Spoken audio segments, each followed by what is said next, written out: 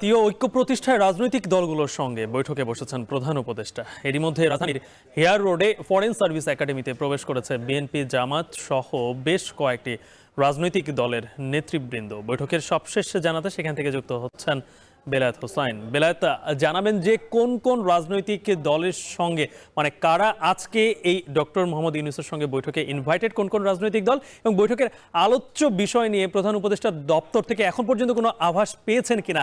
জাতীয় ঐক্যের যে ব্যাপারটি সব থেকে সামনে যেটা এগিয়ে নিয়ে আসা হয়েছে, সেটাই কি আসলে আজকের আলোচনার মূল বিষয় কিনা?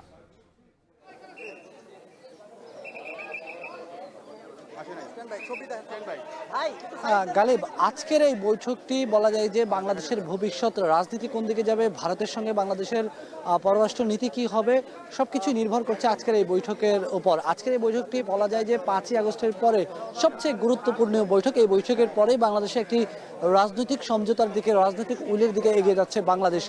সেজন্যই জাতীয় ঐক্য প্রতিষ্ঠা করতেই প্রধান উপদেষ্টা ডক্টর মোহাম্মদ ইউনূস এই বৈঠকের ডাক দিয়েছেন এবং এই বৈঠকে বিএনপির নেতা ডক্টর খন্দকার হোসেন মোশাররফের নেতৃত্বে 5 সদস্যের প্রতিনিধি দল যোগ দিয়েছেন, ডাক্তার শফিকুর রহমানের নেতৃত্বে জামাতের 4 সদস্যের প্রতিনিধি দল যোগ দিয়েছেন।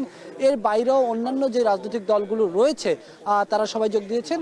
তবে আওয়ামী লীগ সহ আওয়ামী লীগের যে সমমনা দলগুলো তারা এই বৈঠকে আসতে পারেননি বা তাদেরকে এই বৈঠকে আমন্ত্রণ জানানো হয়নি।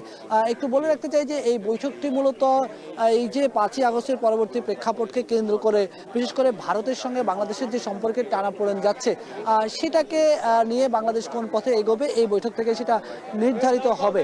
এবং বলে রাখা ভালো যে এখানে আসলে ভারতীয় গণমাধ্যমে বাংলাদেশকে নিয়ে যেভাবে অপপ্রচার হচ্ছে এবং সর্বশেষ ভারতের আগরতলায় বাংলাদেশের সহকারী হাইকমিশনে যে হামলার নেক্কারজনক ঘটনা ঘটেছে, এই হামলাকে কেন্দ্র করে সার্বভৌমত্বের উপর যে হুমকি এসেছে, সব কিছু মিলেই কিন্তু আজকের এই বৈঠকে প্রত্যেকটা রাজনৈতিক দলের সঙ্গে প্রধান উপদেষ্টা আলোচনা করবেন যে আসলে এই মুহূর্তে বাংলাদেশের জাতীয় ঐক্য গড়ে তুলতে হলে কি কি করা যায়।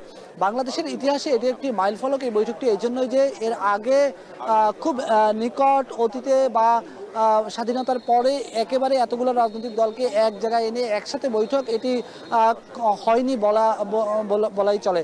তো সেই জায়গায় এই বৈঠকটি অত্যন্ত গুরুত্বপূর্ণ একটি বৈঠক। এই বৈঠকে জাতীয় ঐক্যের কাঠামো নিয়েও কিন্তু এক ধরনের আলোচনা করা হতে পারে এবং যে জাতীয় সরকারের আলোচনাও ছিল সেটি নিয়েও হয়তো আলোচনা হতে পারে। তো আমরা আসলে অপেক্ষা করছি। রাজনৈতিক দলগুলো এর মধ্যে প্রবেশ করেছেন। এখানে আসলে রাজনৈতিক দলগুলোর নেতারা প্রধান উপদেষ্টার সঙ্গে কি আলোচনা করেছেন, প্রধান উপদেষ্টাকে তারা কি পরামর্শ দিয়েছেন এবং প্রধান উপদেষ্টার তরফ থেকে কি বলা হচ্ছে, এই বিষয়গুলো নিয়ে আমরা তাদের সঙ্গে কথা বলার চেষ্টা করব এবং তারা আসলে সবশেষ কি বিষয়ে সিদ্ধান্ত উপনীত হয়েছে সেটি আমরা জানানোর চেষ্টা করব। এই ছিল সর্বদলীয় বৈঠকের বিষয় আমার কাছে সবশেষ খবর। গালিব, জাতীয় ঐক্য প্রতিষ্ঠায় অন্যান্য সব রাজনৈতিক দলগুলোর সাথে বৈঠকে বসেছেন প্রধান উপদেষ্টা ডক্টর মোহাম্মদ ইউনূস। সে বিষয়ে সর্বশেষ জানাচ্ছিলেন সহকর্মী বেলায়েত হোসাইন।